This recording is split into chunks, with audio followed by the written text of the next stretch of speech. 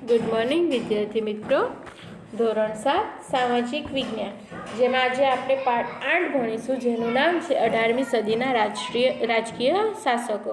આ પાઠમાં આપણે આપણા દેશમાં જે પણ રાજકીય શાસકો આવ્યા તેમના વિશે આપણે અભ્યાસ કરીશું. મુગલ વંશના અંતિમ શાસકો. ઔરંગઝેબના અવસાન પછી મુગલ ગાદી પર બહાદુર શાહ નામનો સુલતાન આવ્યો. તેને રાજપૂત અને મરાઠા રાજ્યો સાથે શાંતિભર્યા સંબંધો બનાવ્યા. જો કે મરાઠાઓ વચ્ચે વારસા વિગ્રહ પણ કરાવ્યો. તેના સમયમાં ગુરુ ગોવિંદસિંહના મૃત્યુ બાદ શીખ સરદાર બંદા બહાદુરે મુગલ સામ્રાજ્ય સામે વિદ્રોહ કર્યો. બહાદુર શાહનું 1712માં અવસાન થતાં જહાંગીર શાહ ગાદી પર આવ્યો. ઈસવીસન 1713માં તેને ઉથલાવીને ફુરુખસિયર ગાદી પર બેઠો. આ સમયે સૈયદ બંધુઓ તરીકે ઓળખાતા બે ભાઈઓ સામ્રાજ્યમાં ઘણું વર્ચસ્વ ધરાવતા. તેમણે ફુરુખસિયરને ગાદી પરથી ઉઠાડી મહમ્મદ શાહને બાદશાહ બનાવ્યો.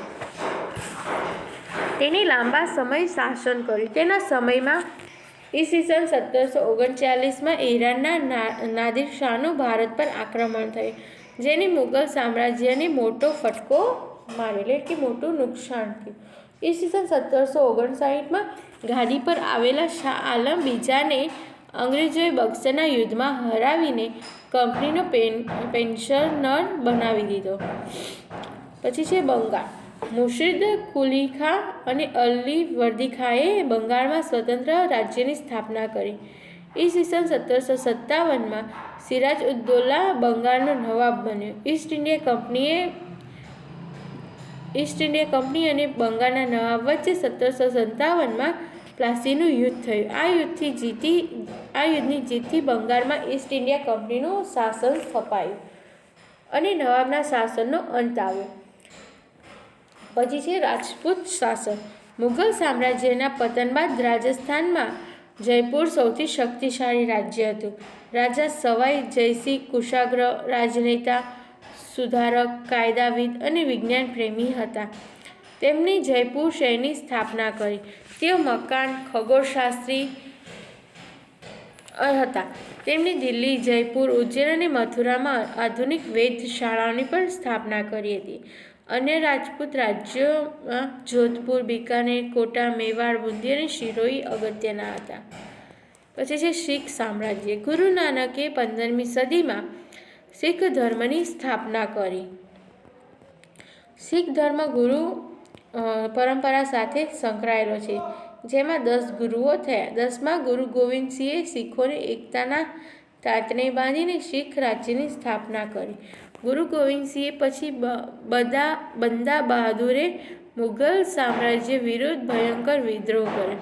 શીખો 12 સમૂહમાં વિભાજિત હતા, જેમાંનો એક સમૂહ સુકર ચકિયાના શક્તિશાળી નેતા રણજીતસિંહ શીખ સામ્રાજ્યનો વિકાસ કર્યો. તેમણે લાહોર અને અમૃતસર પર વિજય મેળવ્યો. તેમણે કાશ્મીર, પેશાવર અને મુલતાનનો વિજય કરી શીખ સામ્રાજ્યનો વિશાળ વિસ્તાર ઊભો કર્યો. તેમના લશ્કરમાં યુરોપિયન સેનાપતિઓ અને સૈનિક હતા. તેઓએ તેમના સૈન્યને યુરોપના સૈન્યની જેમ અતિ આધુનિક બનાવ્યું હતું. લાહોરમાં તેમણે તોપ પણ બનાવવાનું કારખાનું સ્થાપ્યું. તેમાં ધાર્મિક રીતે ઉદાર હતા તેઓ. જોકે તેમના મૃત્યુ બાદ અંગ્રેજોએ ઈસવીસન 1849માં શીખ સામ્રાજ્યને બ્રિટિશ સામ્રાજ્યમાં ભેળવી દીધું. પછી છે મરાઠા સામ્રાજ્ય.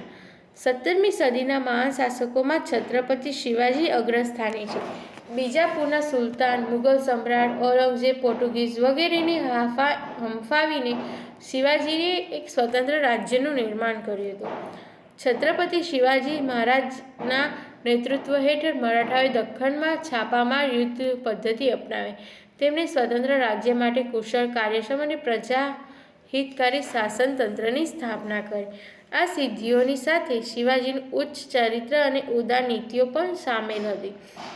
છત્રપતિ શિવાજી બાદ શિવાજીના પૌત્ર શાહુને ઔરંગઝેબે કેદ કર્યો હતો. ઈસવીસન 1707 બાદ શાહુ છૂટતા તેમના કાકી તારાબાઈ વચ્ચે વારસા વિગ્રહ ફાટી નીકળ્યો. શાહુ સાથે સંકળાયેલા પેશવા બાલાજી વિશ્વનાથ શાહુને વિજય અપાવ્યો. તેમના સમયથી મરાઠા રાજ્યના પેશવા પ્રથાની શરૂઆત થઈ. બાલાજી વિશ્વનાથ પ્રથમ પેશવા હતા. તેમણે મરાઠા રાજ્યનો વિકાસ કરી તમામ સત્તા પોતાના હાથમાં લઈ લીધી. 1720માં તેમનું અવસાન થતાં તેમના પુત્ર બાજીરાવ પહેલો પેશવા બન્યા.